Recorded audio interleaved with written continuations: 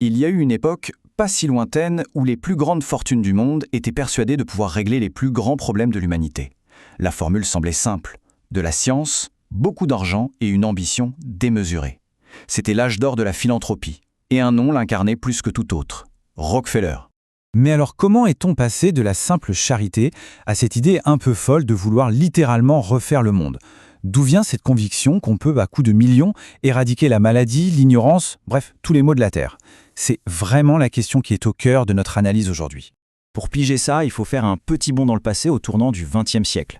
Imaginez le décor, d'un côté des fortunes industrielles absolument colossales, et de l'autre, des problèmes sociaux gigantesques. C'est dans ce chaudron de contraste qu'une toute nouvelle manière de donner va voir le jour. Et là, on assiste à un virage à 180 degrés. Prenons John D. Rockefeller Sr. Au début, il donnait son argent à des petites églises baptistes, classique.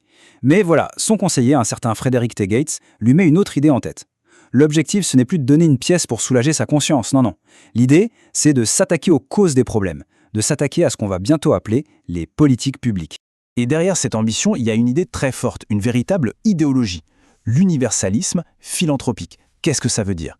C'est la conviction profonde, quasi inébranlable, que le modèle américain de progrès, basé sur la science et l'efficacité, est la solution. Une solution qu'on peut et qu'on doit exporter partout dans le monde pour le bien de tous.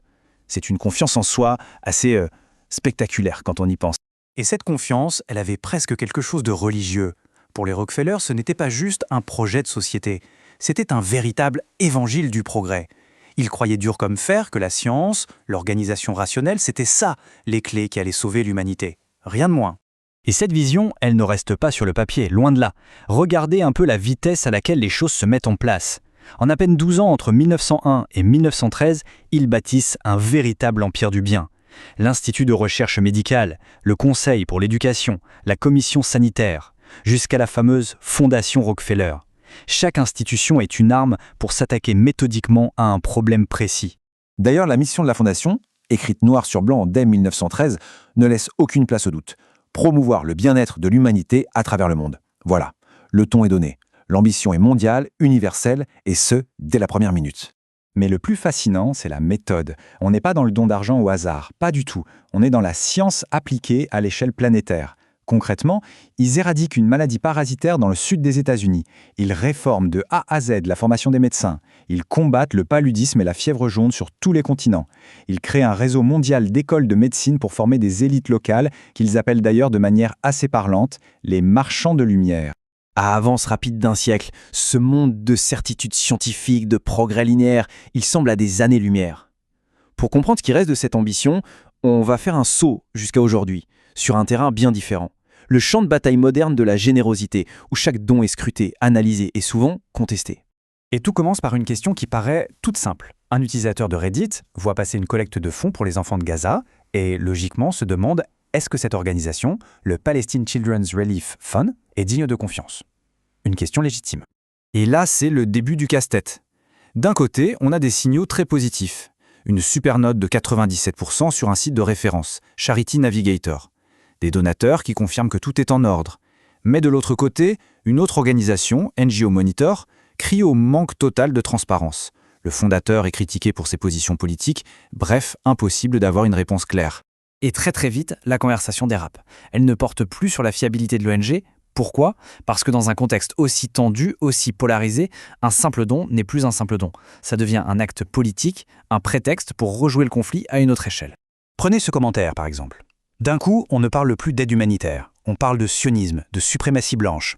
Pour cette personne, la prise de position politique n'est pas un problème, c'est un devoir moral. Le débat s'enflamme et on passe de la gestion des dons à la confrontation idéologique pure et dure. Et ça continue. Un autre utilisateur arrive avec des comparaisons historiques pour le moins explosives. L'attaque du 7 octobre est mise sur le même plan que l'invasion de la Pologne par l'Allemagne. Là, c'est clair, la conversation a complètement déraillé. On est à milieu de la question initiale sur l'aide aux enfants.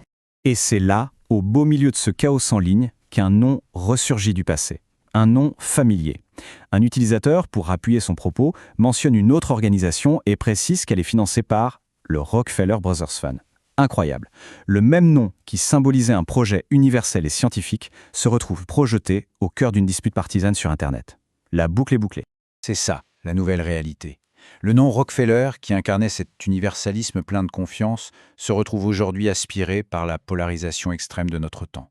C'est un changement de paradigme complet pour la philanthropie. Ce tableau résume parfaitement le fossé qui s'est creusé. Avant, la mission était universelle et scientifique. Aujourd'hui, elle est politisée et scrutée à la loupe. La confiance du public, qui était quasiment un acquis, est aujourd'hui radicalement remise en question. On est passé d'un monde où l'on construisait de grandes institutions à un monde où il faut passer son temps à vérifier des sources et à naviguer dans des guerres d'information. Au fond, la conclusion est là. La grande et belle ambition de résoudre les problèmes du monde a quitté le laboratoire aseptisé des experts pour atterrir sur un champ de bataille.